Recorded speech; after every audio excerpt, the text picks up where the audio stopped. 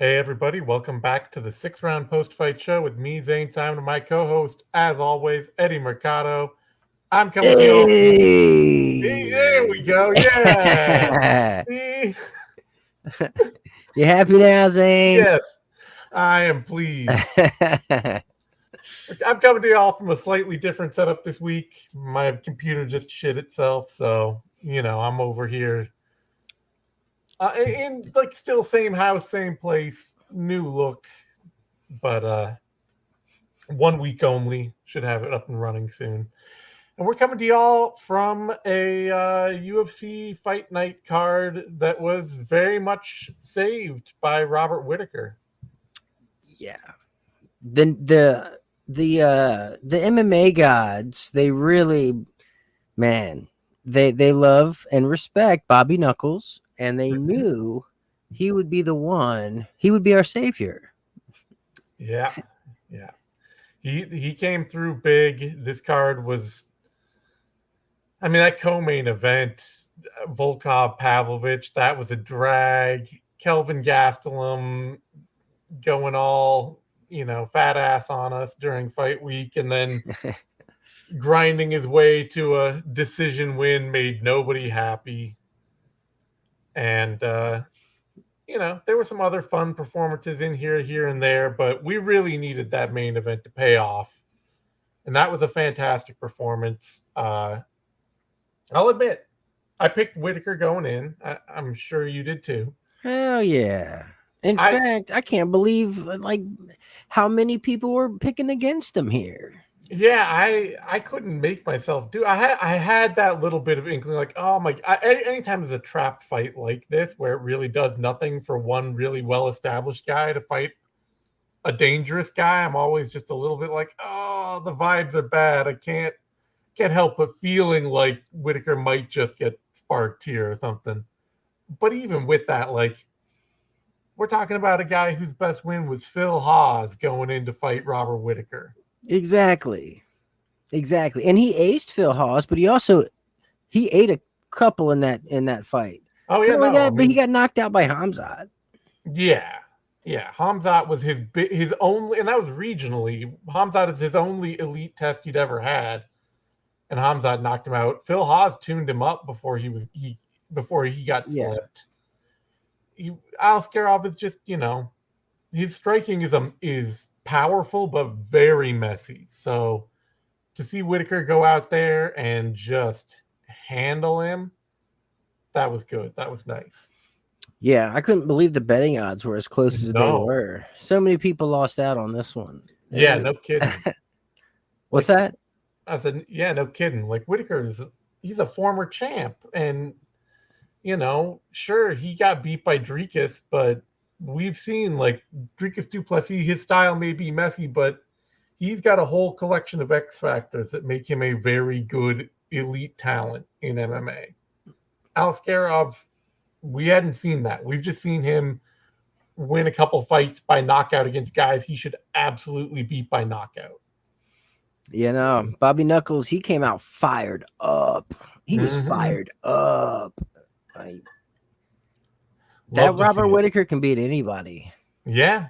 No, I mean, he has been just a hair's breadth off of being champion again ever since he lost the belt. He dropped that fight to Adesanya in 2019, and the only two people to beat him since then are Israel Adesanya and Dricus du Plessis. Every other top contender in that division has failed to beat Robert Whittaker. Yeah, I guess you have to make the Sean Strickland fight. Yeah, I mean Strickland, he's saying that he's gonna wait, so who knows? Yeah, he don't call the shots. No, he doesn't. But otherwise, that's the fight to make, though. That's like the only fight to make. Yeah, well, there's that, or you rebook the Khamzat fight. But trusting Chimaev to get in the ring again anytime just seems kind of foolish at this point. Like, yeah, he's got some health issues that he needs to really figure out, because this is a reoccurring theme for him. And every time they crop up, he starts to talk that he's not going to fight again and he's going to retire. And sooner or later, if that's the constant thought in the back of his head, you got to think sooner or later he's going to make good on that promise. Yeah, but I think the Sean Strickland fight. I'm sure if they paid Sean Strickland enough, he would do it. Yeah, the Strickland fight would be a really good one. I guess otherwise you do Imavov is the other way to go. But nobody cares about Nasruddin Imavov versus Robert Whittaker. No, definitely not. Especially after that weird win he just got over Cannonier. Yeah. They need to run that back. Yeah. I could honestly, though, see them too doing Brendan Allen versus Robert Whittaker, just because Allen really, seems to feel he strongly deserves the title shot, and that would be like his consolation prize. I always forget about him. Right? That's why he's not going to get the title shot. Everybody always forgets about him. He is 100% in Bilal Muhammad territory, despite being a pretty fun action fighter when he fights. He's just in that position where it's like, yeah, okay, you've got 7 wins in a row and nobody cares, Yeah. Yeah, we'll put him in there with Bobby Knuckles. Yeah. That would be the point to, like, if you can win this fight, yeah, then people are going to start saying, yeah, give the man a title shot. Yeah.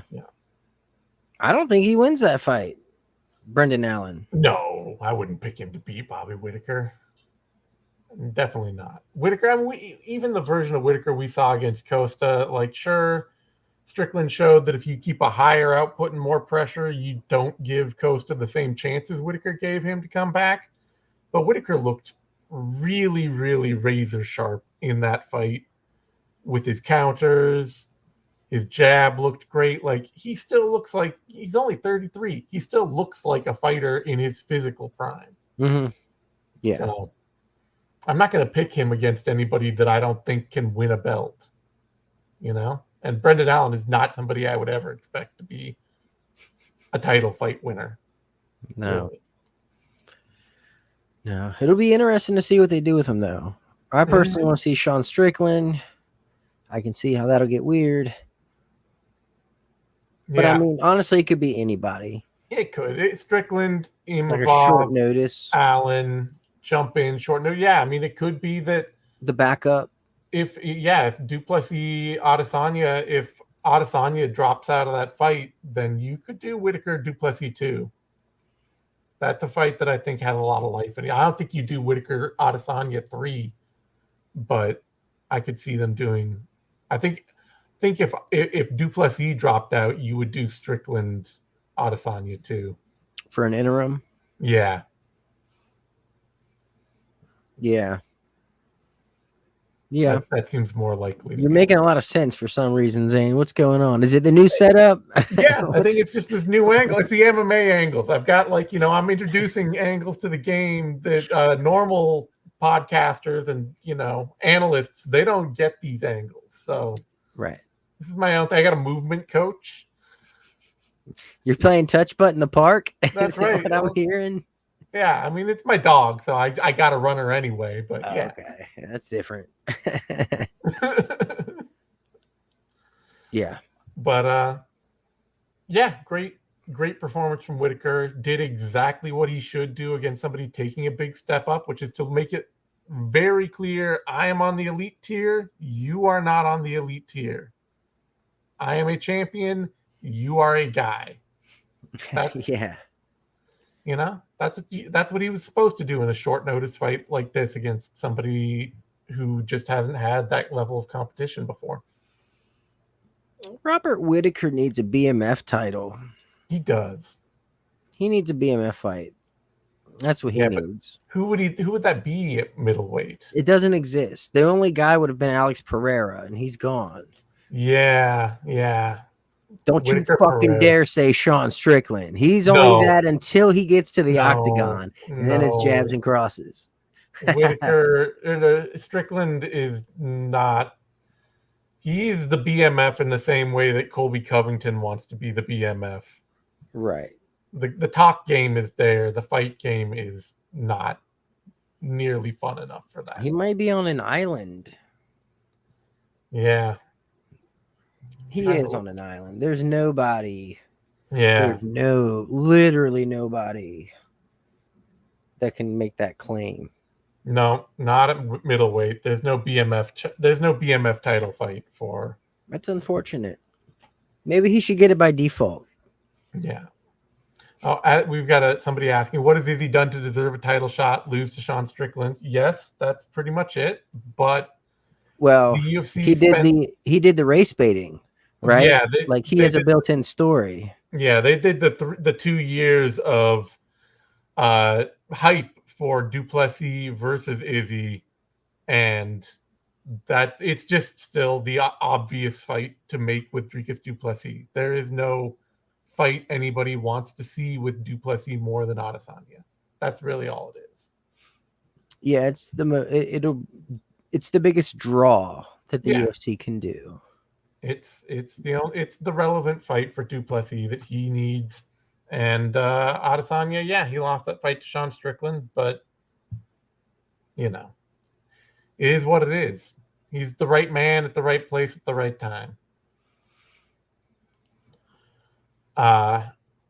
Otherwise, co-main event, because it really, there was a minute and a half. There wasn't a lot to talk about with Whittaker Aliskerov, besides the fact that it happened. And it's a reminder. It's a reminder to all of those who forgot. Yep. Robert Whittaker is that dude. He is that dude. And you can't just bring someone untested up in there and expect them to do anything. I also got to say too that Whittaker going from fighting Chimaev to Aliskerov, that's not going to be a big camp prep change for Robert Whittaker. Watching out for the same things: speed, big punches, takedowns.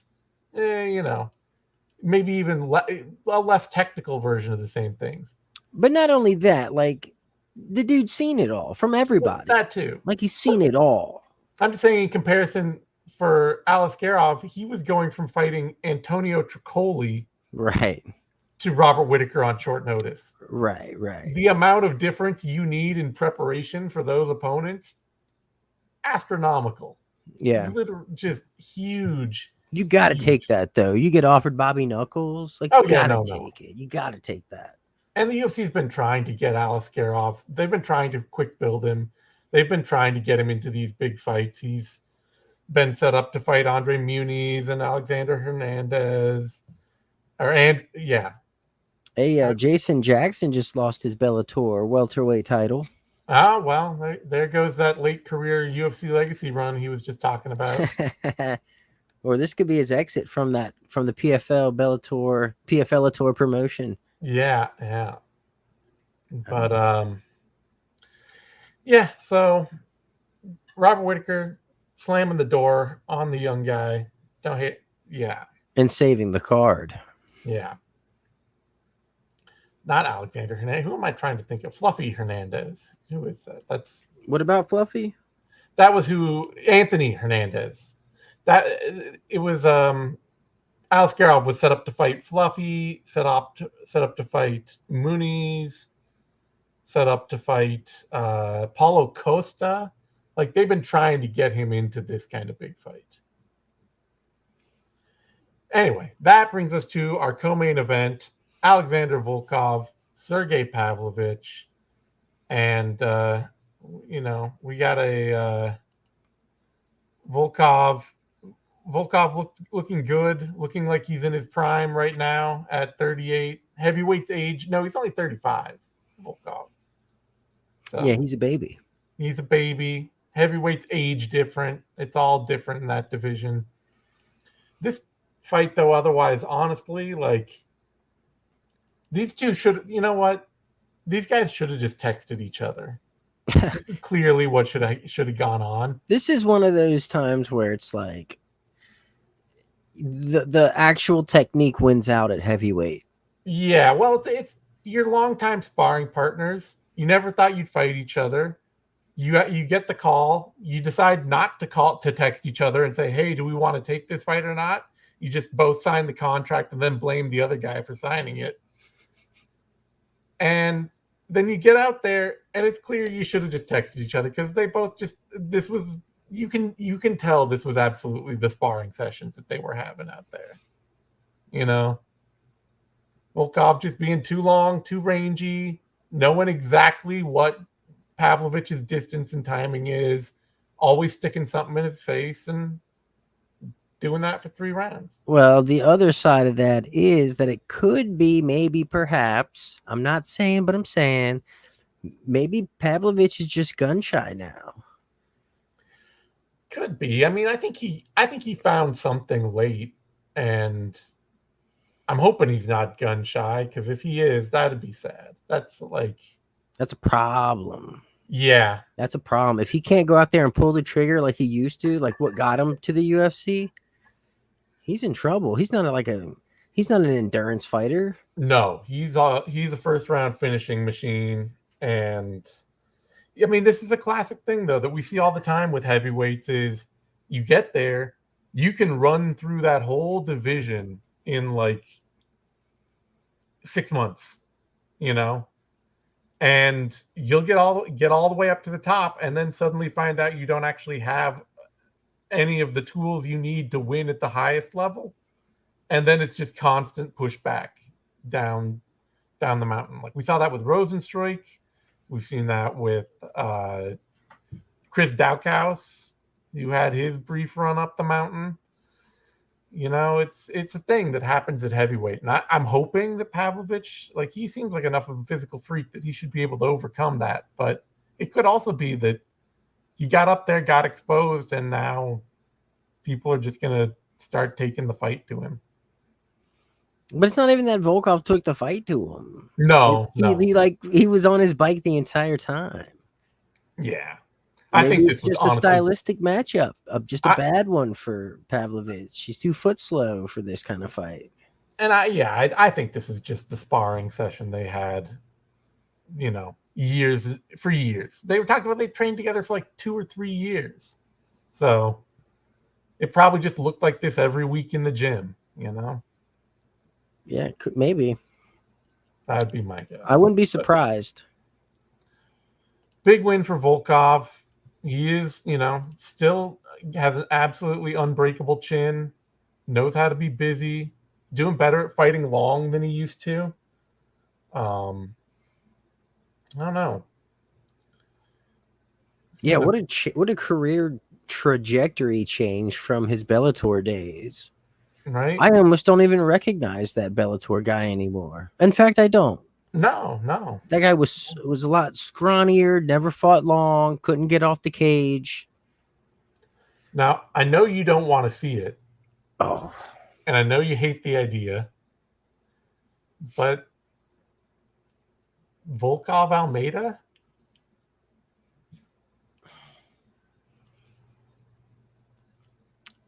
I mean, sure. Why not? Yeah. I feel like we're going to get a key lock out of that. But yeah, why not? Yeah. Sure. We got somebody mentioned, did anybody notice Sergey's wrestling looked bad? Sergey is he's a Greco guy. So it's you got to think more like Dan Henderson than Sergey's everything looked bad. Yeah, I mean he just kind of, but he's really like upper body clinch work. If you watch Sergey Pavlovich way back in the regionals when he was fighting Mikhail Mukhnatkin and all that, he was a cage grinder guy. He would put you on the cage, lean on you, hulk you around. He might be able to drag you down, but he's never been a big takedown guy, And when Overeem put him on the mat those years ago, no game off his back at all. Yeah. Yeah, you got to credit Volkov and his footwork here. He did an excellent job staying at range, using his long weapons. I mean, it sucked to watch, right? Yeah, it wasn't a great fight. It looked like Volkov was he just looked comfortable. He was in a spar mode where okay, I know. I know what to put on you, and I don't have to worry about you. This is not a concern for me. Complete control. Yeah, we got somebody here saying Volkov is going to be ranked number 3 in the division, so why would he fight down in the rank? Because he has already lost to Cyril Gahn in a fight he got absolutely pantsed in. Terrible fight for Volkov. And I don't think anybody cares to watch Alexander Volkov in a title fight right now. I don't think that's on anybody's radar. So could happen, but he did call out John Jones, which I thought was a good move. Yeah, it's a smart move. But he got pantsed by Aspinall and Gahn both. So Volkov is gonna have to mop up a lot of the mid-tier ranked heavyweights before he gets a title shot, would be my thought. Pavlovich was the guy people were hyped about. Volkov, dude, he also lost to Curtis Blades. Yeah, exactly. So damn. So yeah, and Stipe doesn't count. So I think your call out of Almeida, it has to be the move. It's either that or they do a Derek Lewis rematch. God damn it. Right? I don't want to see that either.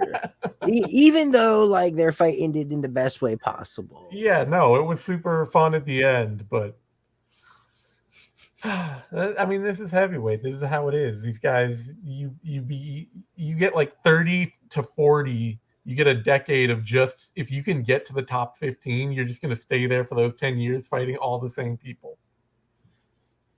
Yeah, no, it's true. Man, maybe he's Derek Lewis's pathway back to the top. Yeah, exactly. Could be. Things could get funny. Yeah. All right.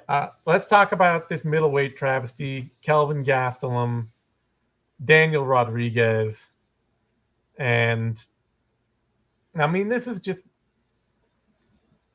I hope the UFC paid Daniel Rodriguez extra to accept this fight when Gastelum came to them on short notice and asked to move it up a division. Yeah, maybe. Because otherwise, if you're D-Rod, you got to be looking at this and saying, man, I shouldn't have taken this. Like, this was not worth it. Maybe he just wanted to go to Saudi Arabia. Yeah, I don't know. But no, the deck was stacked against him here. Yep. Gastelum is, he's a big boy. Yeah. He's a big boy. And by taking the fight at 85 and not doing the catch weight and not making him suffer, showed up. Yep. Kelvin was there all 3 rounds. Gastelum has always had cardio. He's always had durability. He's always been fast and strong. That's never his problem. His problem is whether he cares enough to try and whether he is going to even concerned or thinking about the fighter in front of him. And to Gastelum's credit, he definitely looked like he cared enough to fight Daniel Rodriguez. He came out there, he put a lot of pressure on, he got some takedowns, he threw a lot of strikes, he was engaged in the fight. It wasn't like his terrible Darren Till fight or some of the other like really awful staring matches he's had over the years. No, he was assertive. Yeah. But it was also a fight where it just was really clear that like Gastelum was out there weighing 195 pounds and Daniel Rodriguez was out there weighing 180. Right. Yeah, he's being a weight bully. Yep. It is what it is. And full on weight bully. I picked him to win here, I think. I'm pretty sure. Gastelum?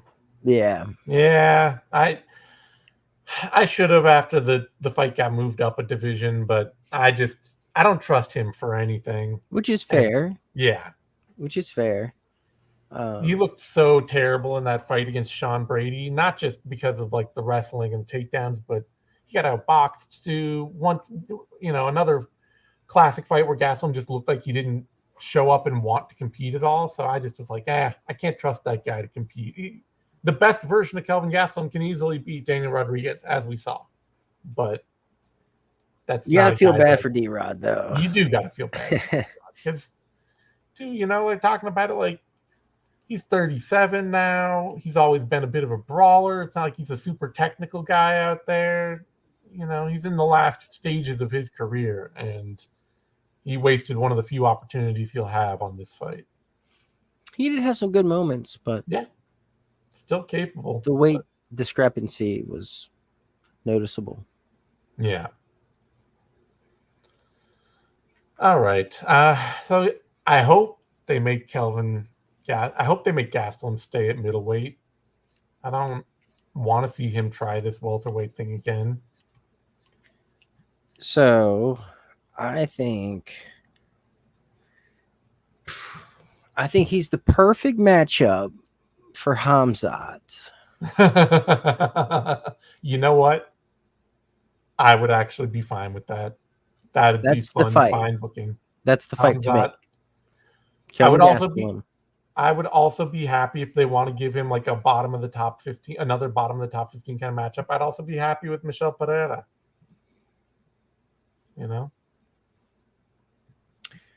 Yeah. But I think Hamzat, he'll show up for that, I think. Yeah.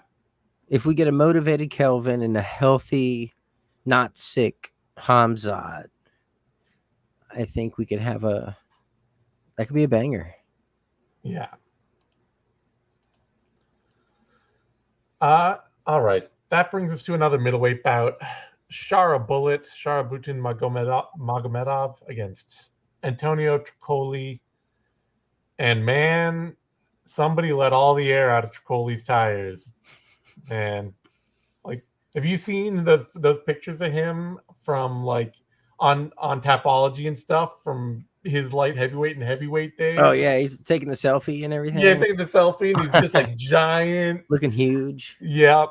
One failed drug test later, and suddenly he's looking like that recent retired Overeem where he went all vegan and like nutribiotic, and you see him and he's like a stick with these huge guns still. He's deflated, like someone popped him. Yeah.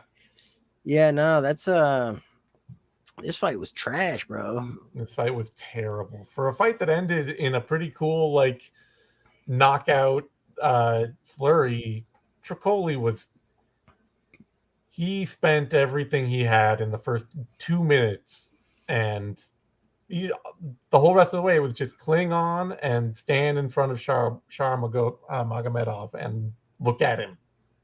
Like, I don't know that he threw a strike in the third round of that fight. It's just standing there. He also got robbed of a takedown. Yes, he did. Like a massive robbery. That didn't even result in a point deduction. Not that it would have mattered. Actually, maybe it would have mattered because it would have been like a break in the action just for the whole ceremonious point deduction long enough for him to catch his breath. Yeah, I mean, I honestly got to say, I don't think that the takedown would have changed the fight. Trocoli was so clearly so tired, and but that was in the second, wasn't it? It was in the second, but he was tired after the first round. Like I could see a world where he comes up with the submission if he gets that takedown. I could see the world because Bullet, it's got to be said, he's not a very good MMA fighter at all. He is incredibly fast, and he's got a few dangerous striking tools, but all the rest of his game does not exist. And, Trocoli came out of the gate and, like, he's basically just a bullying grappler, and he lit Bullet up right out of the gate with punches. So, well, Shara only has one eye. Let's go ahead and say that also. It's true. There is a lack of depth perception going on there. There's a reason he can't get sanctioned to fight in the U.S. Yep. And it's not just because he attacks people in train stations. Right, exactly. Over PDAs. That's right. Nah, it's frustrating to watch him fight. It's like I love the idea. I love the prospect of a fighter, an undefeated fighter who only wants to stand and bang. But it's like you got to at least be able to stay on your feet. Yeah, he only wants to stand and kick, and when he's just really punchable and then really easy to put on the cage, and Right. It's the lulls in his fight. yeah. I could really do without him. Yeah. Somebody asking how is he allowed to fight? Remember, the UFC regulates their own commission when they're overseas. So anybody they've signed, they've already deemed allowable to fight because they signed them. That's, it's on the government to tell them no. So they go places where they're their own government. Like Saudi Arabia. Like Saudi Arabia. But yeah. Yeah, this was just fight sucked. Trocoli is he strikes me as somebody who got into MMA for like the street cred and the tough guy appeal so that he could be like show off at bars when he's trying to pick up girls. And now he's like actually not allowed to take steroids and having to face really tough fighters, and it's just not fun anymore. That's kind of what this fight looked like. And that's okay. Yeah. UFC is tough business. Yep. Yeah. This fight was tough. I'm glad he put him out of his misery, but it just came a little later than I think everybody wanted. Yeah. Bo Nickal's no dummy though. He called out Char Bullet. Wow. I mean, honestly, I'll say it. Go ahead and book that fight because one of them needs to learn a lesson, and it would probably be Magomedov there. But you know damn well who's going to learn the lesson there. Yeah, but Bo don't Nickel even act. Yeah, I know. There's not enough fence grabs in the world. It doesn't exist. Who was it that was blasting all those double legs on him? On Shara? Yeah. Bruno Silva? Yeah, exactly. Yeah. Bruno Silva was out wrestling him. Yeah. And Bruno Silva will shoot his takedowns, but he is a slugger. That is what Bruno Silva is noted for, is brawling. It is not for his great takedown game. Yeah. I think Shara will get submitted in the first round if that fight gets booked. Yeah, well, I wouldn't be against it. Otherwise, yeah, I would. You know what? Here's a fight I would actually be up for. Is Christian Leroy Duncan against Shar Magomedov. That's it. That's intriguing. That'd be fun. Do that. Although I feel like that'll be just 3 rounds of Christian Leroy Duncan working on his grappling. Or we could do Bruno Ferreira. How's that? Ooh, much better. Much better. Yeah, we'll get the Hulk out there. Yeah. Yeah. Bruno Ferreira, that'd be fun.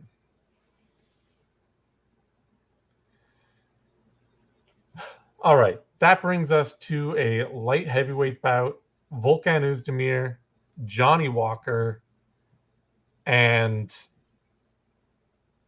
man, I don't know. I can't speak to this firsthand. It's hearsay, but the commentary team said that Johnny Walker's corner was telling him to keep it chill and relaxed and slow down and not push the pace and all that.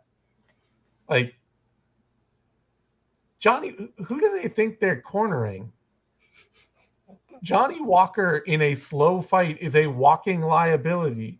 The man cannot defend anything. If you tell him to just take it easy and go slow, literally all Volkan Oezdemir had to do in this fight was go forward and throw punches. And he nuked Johnny Walker. Johnny Walker is 6'6" with actual peak A+ level athleticism. The only thing he can do is go out there and be a huge wild man that could destroy somebody in a heartbeat. Telling this guy to no, take it easy. What the fuck? What are you doing? Johnny Walker, I don't even he's getting to the point. He's in Phil Haas territory where I don't want to see him fight anymore. Oh shit, Zane! Damn, it's like Every that. time he loses, he is getting nuked. Man was light as a feather, stiff as a board out there. Like Well, I'll say this: I'm gonna blame the referee on that. Like the referee should have stopped that. There was zero reason why that added punch needed to happen. I think the ref kind of was a little sure, slow on the draw there. a Ref should have little, stopped it. a little. It was Hey, that little bit made a big it difference. made a big difference. I don't think it was an egregious late stoppage, but I'm just saying that we have now seen, you know, Johnny Walker's been knocked out Ample times. 3, 4, 5, 6 times now, and then also including 7 if you include the illegal knee that Magomedov Ankalaev hit him with. Well, no, that's a failed pop quiz. Come on now. Yeah, I know. But like almost all of those knockouts are brutal Goofy. enough that I wonder if he died for like 10 seconds after each one. At that point, like I don't want to see that. That's not You are not destined to be a fighter at that point. That is the universe telling you to find other skills. Yeah, but I mean, maybe he's just the ultimate glass cannon. Yeah, but they took the cannon away. That's what I'm saying. SBG Ireland, they've got him Wow. out there dancing and circling. They've got him playing touch butt in the park. And like you take a glass cannon and you take the cannon part out, you've just got a big pile of glass. Yeah, there's nothing good coming out of that camp right now. No. It is top 5 bad MMA camps for me. Like, Yeah, Johnny Walker is a weird case. yeah, huge. I still want to watch him fight, though. Well, yeah, there's a tragic comedy in it all. Did you pick him to win? Oh God, no! All Volkan Oezdemir literally had to do was walk forward and punch. That was that is a game plan so simple that even Volkan Oezdemir can do it. Not to say anything bad about Volkan Oezdemir. I don't know. Maybe he's a genius, but literally, it's just the game plan to beat Johnny Walker is pressure him at all, and he will fall apart. Don't scream about him about how he's hurting your family. Clearly. But just pressure and punch. So yeah, no, I wasn't gonna pick again. Wow, you don't want to see him fight anymore. I'm still down for a couple more. Yeah, I don't know. But Oezdemir was an underdog here, which was absolutely insane. So did you pick Walker? I might have. Oh, He's a monster. He's a monster. And he's been fighting better. He's like a Monsters Inc. monster. He's a monster. It's just a job, and some of them are actually really scared and like not scary at all. That's his level of monster. But aside from Ankalaev, I mean, he was on a little tear.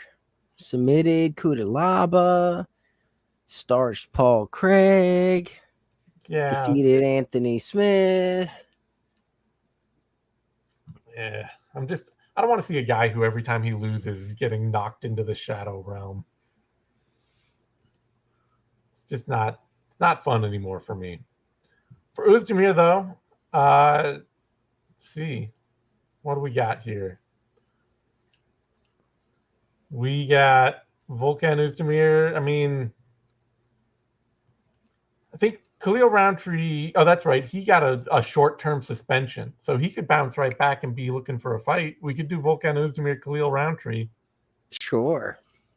I'd watch that. Yeah, that's fun. Yeah. Who else? He might be entering like rematch territory. Yeah. Oh, you know what? They should book him with Carlos Ulberg. Sure. Yeah. Well, Ulberg just pulled out. Yeah, exactly. So he needs some time. Yeah. Oezdemir needs some time. Yeah. They've also somehow, I don't believe Oezdemir has ever fought Nikki Thrills, so I would be up for a Nikita Krylov. Yeah, they did, didn't they? I don't think they did. I thought they did. No? Am I just? Oh, they did. You're right. He lost to him. What am I saying? Yeah, Ulberg, Roundtree, either of those work great for me. They want to be extra cruel. I guess they could do like a Dominic Reyes rematch, since that was a split decision the first time they did it. That's not a bad fight to book. Yeah. All right. That brings us to a lightweight bout. Nasrat Haqparast, Jared Gordon. Personally, I scored this for Jared Gordon, I think, but I was also writing at the time, so I was only half watching. Thought Gordon might have picked up the second and third rounds. Although I also remember looking up at round 3 at the end of it and seeing that his eye was all swollen shut and being like, I don't even know when that happened. So he was like slowly morphing into Jimmy Smith the longer the fight went on. Yeah. No, I mean, I could see an argument for Gordon for sure. That second round I gave to Gordon. Yeah. Third round was really close. Yeah. I feel like there was a lot of strikes that Nasrat was landing on the inside that were hard to see. A lot of short uppercuts that were pretty effective, but just real easy to miss if you know, your view's obstructed or whatever. Way closer than it should have been. Yeah, I will say, as one of our viewers mentioned, like Haqparast, this was basically one of those times where Haqparast looked bad. Gordon did really well to fight his way back into that fight, but this is the unfairness of being a good athlete. Like Haqparast is just twice as fast as Gordon. He can have a bad day and still keep the fight really competitive with somebody that's just way slower than him. But yeah, I mean, honestly, you got to credit Jared Gordon for his tenacity and just willingness to keep coming forward and making it debatable. And he at some point realized that the only thing Haqparast was doing was throwing that left hand, so he would just throw a right every time Haqparast threw a left, and started hitting Haqparast really hard with it for a while. I thought Jared Gordon looked better than he ever did. Like he looked great out there. Exactly. It's, like I say, pure athleticism is cheating. It's purely unfair. You know, crib a Connor Rebush talking point here. Being a good athlete is just cheating. Haqparast looks terrible. Gordon looks great. Haqparast still might. There's a good argument that he won this fight just because he's just twice as fast. Like it's really hard to compete with that. Yeah, but honestly, I think he's a smarter fighter also, right? I think Nasrat's shot selection is higher than Jared Gordon's. He's more defensively responsible than Jared Gordon. That's easy. I think it's also easier to have good vision for shots when you're faster too, honestly. Like you're going to see openings better and know what you can take advantage. Somebody, reaching out with a 1-2, it's like, oh yeah, no, I can slip that and throw an uppercut. Whereas if you're the slow guy, you're just desperately trying to catch up. You're doing whatever you can, pushing yourself to try and make up that speed difference. So, sure. Yeah. Fun fight shaking out of, two fighters sort of meeting in on the upswing and downswing of good and bad performances. Yeah, oddly enough. But Nasrat still did enough. Yep. Just barely. Now we get to what was really the fight of the card. Felipe Lima, Muhammad Naimov, and what a goddamn performance from Felipe Lima, man. Like, he is flyweight sized. He is a 5'6" man who is fighting bantamweight regionally, which I always, I almost always am just like looking at a fighter, their weight class regionally. I'm like, yeah, you can probably drop a division. He's pretty cut, so maybe he'll stay at bantamweight, but he fights like a flyweight. He's very scrambly, very, excitable, going in, throwing flying knees and like jumping for stuff and just a ball of energy. And Naimov looking way bigger out there, absolutely just ready to lay on him and do some ground and pound, just slow this fight down. And for Lima to dig deep and just come out in round 3 charging at Naimov. Like, you could see Naimov was so uncomfortable at the start of that third round, and Lima put it on him. Getting that sub, like, that was an awesome submission. Dude, he was tapping on his forehead. Yes. I saw that immediately. I'm like, wait, why doesn't every fighter do this? If you're submitting me, I'm gonna slap you in the face. Like, that's tapping too. Like,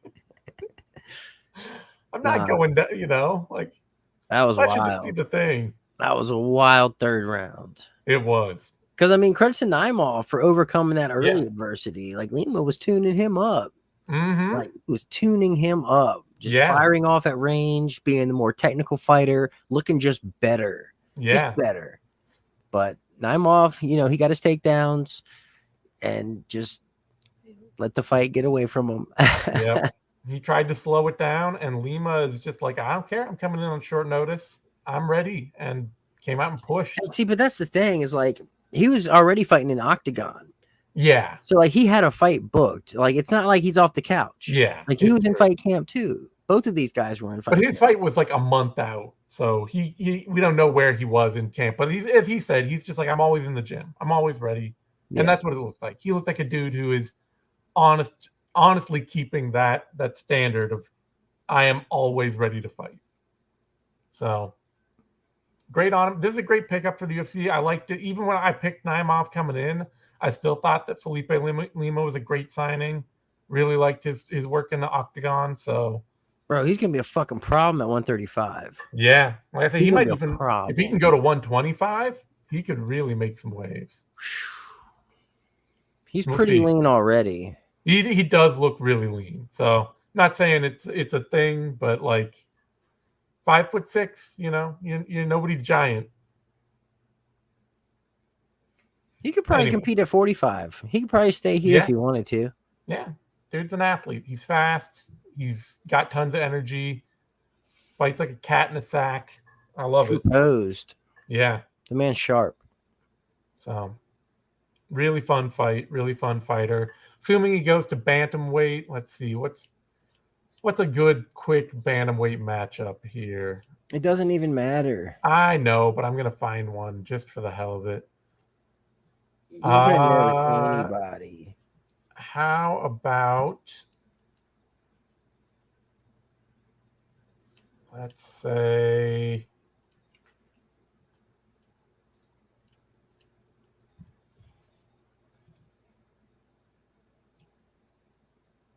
I think, let's see.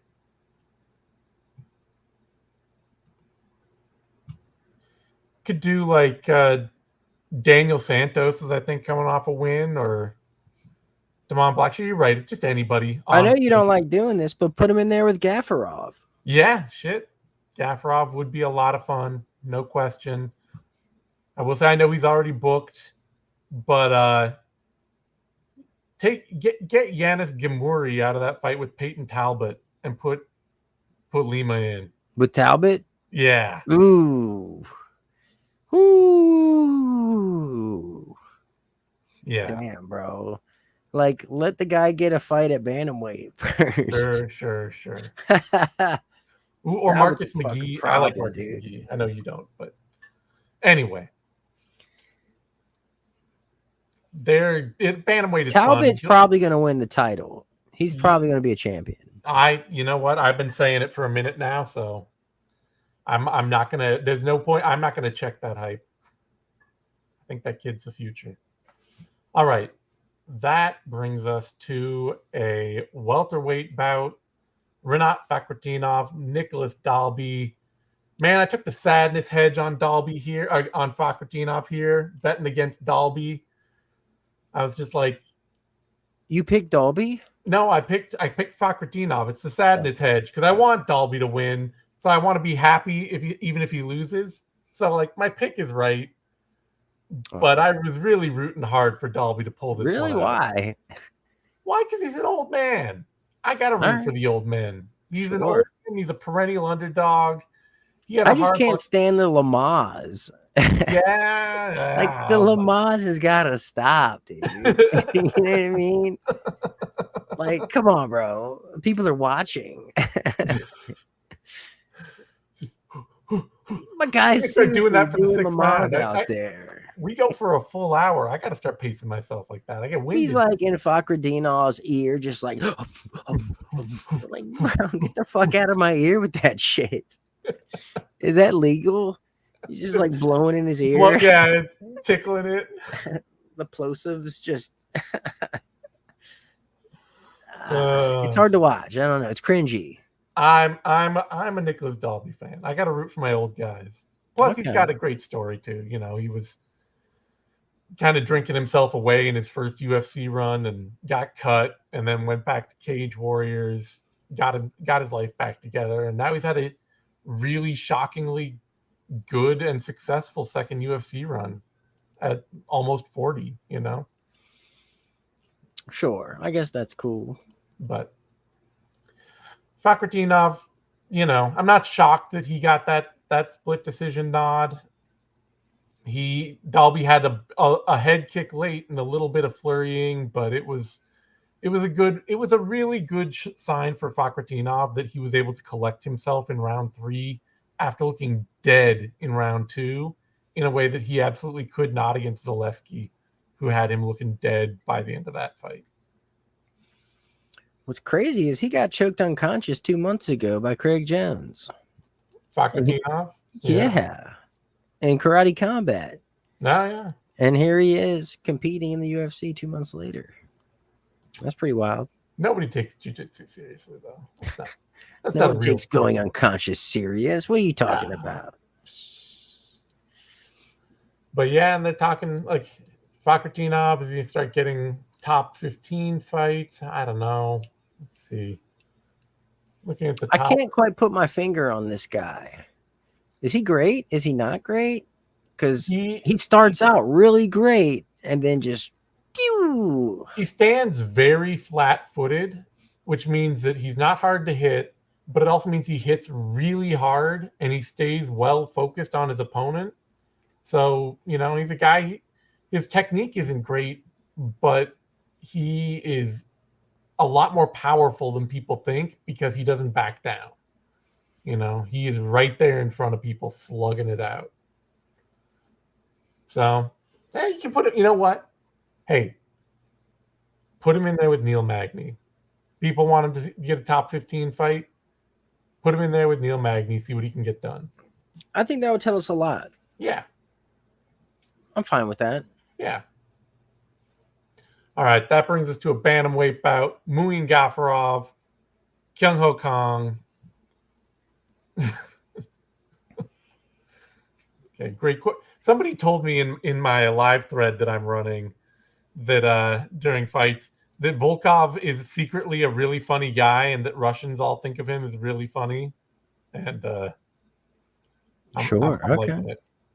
So. We didn't even mention the push. No, yeah. Pavlovich. Sore loser Sergey. Yeah.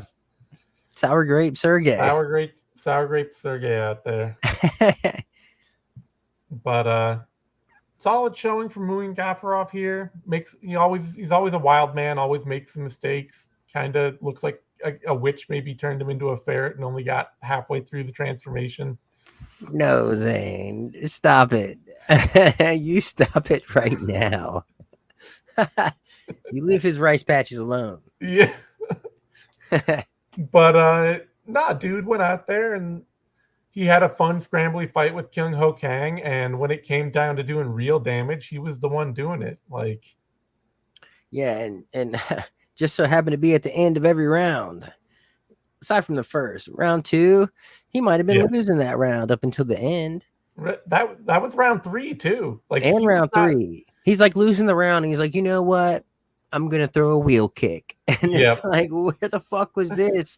Like 4 minutes ago. Yeah, I mean, Kyung Ho Kang, it's like, you know, he won like 4 minutes of that round, and it's like you end that fight on your knees, basically going like this. You did not win that round. I don't care what you did in that round. You cannot end it on your knees, getting nearly KO'd and saved by begging for mercy. Like, yeah, and it's unfortunate. I thought Kang fought a good fight. He did. He had a lot of great positions. Mm-hmm. He just couldn't capitalize on them.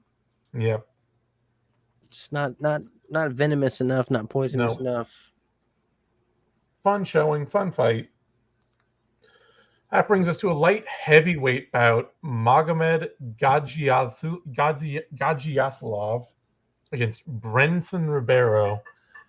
And man, like Ribeiro should be getting a instructional fee from Gadzhiasov for this. Like he needs to he had to teach Gadzhiasov how to beat him in this fight.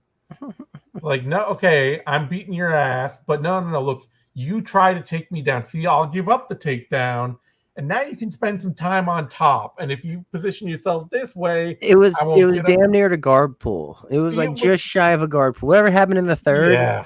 However, Ribeiro landed on the bottom. I'm going to classify that as a guard pull. Ribeiro was like taking one of Gadzhiasov's hands and like putting it on his shoulder and being like, no, you pin with this hand, punch with this hand. Yeah, and then he took his other hand. It was like, look, you got to hit me in the face. Exactly. Yeah, wow, nothing I can do if you do that. Oh, 29-28 for you. Okay, well, like, man, Gadzhiasov, he looked terrible, and he had to get handheld through this fight to win it. Ribeiro, not only did he have to get handheld, but he also grabbed the fence. He did have the fence grab, which then Jason Herzog continued his bad month and like stopped the action to keep the same position they were already in. Like, well, he made him take a knee.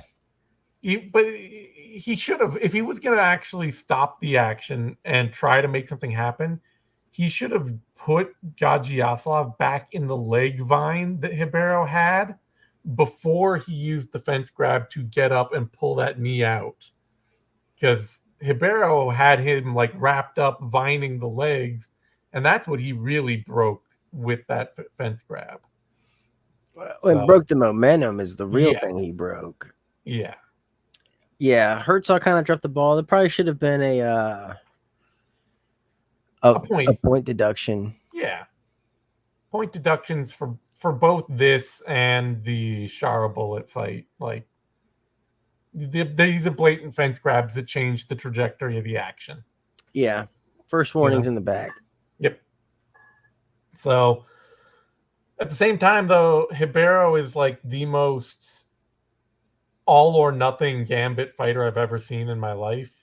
He's either absolutely beating your ass or absolutely letting you beat his ass.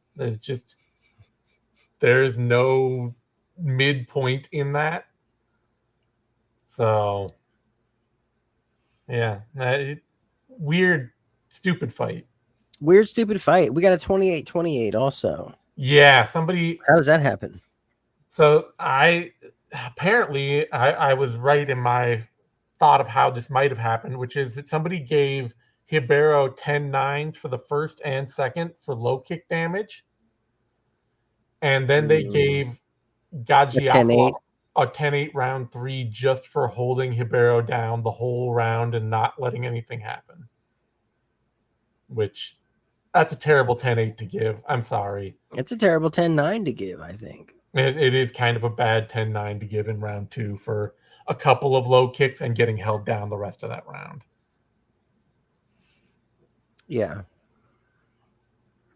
Anyway, that fight was terrible. Yeah.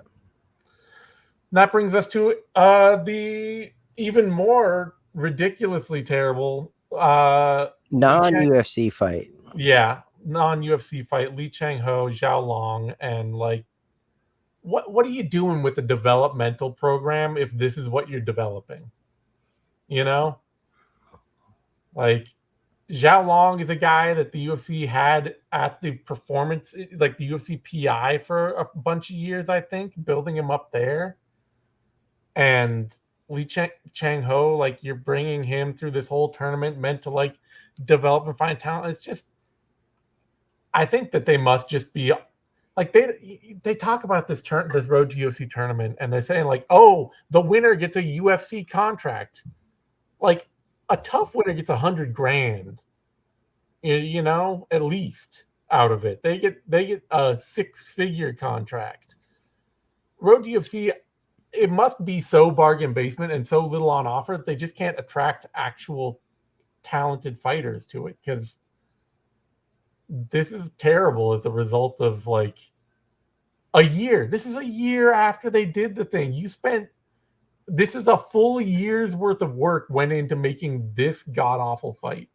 That is way too much. I mean, it's a huge waste of time. Well, at least they had the wherewithal to not make it an official UFC fight. Did they? Yeah, this is not a UFC fight. Oh, okay. Officially. Okay. So this is like an exhibition or like a... No, it's not an exhibition. It's an official MMA bout. It's just an official MMA bout, but not an official UFC bout. Yeah, I don't care. That means nothing. And Li Chang-ho is 30 already. Like, you're not finding like some young guy who's going to grow in the sport. He's a 30-year-old bantamweight. That division, you age like milk in that division.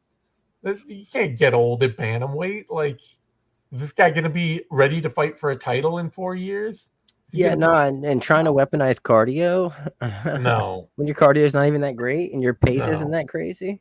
No, it's just this is just such a huge waste of time, honestly. If they just signed these guys off the street, that'd be one thing. But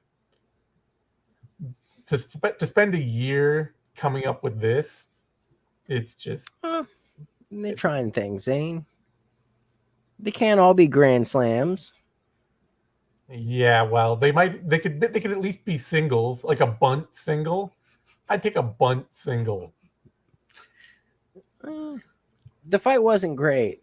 No. But if I guess for them, the more kind of shows or assets they can have. Yeah, they're just building at filler and assets. That's all it is. And I get it. I just don't.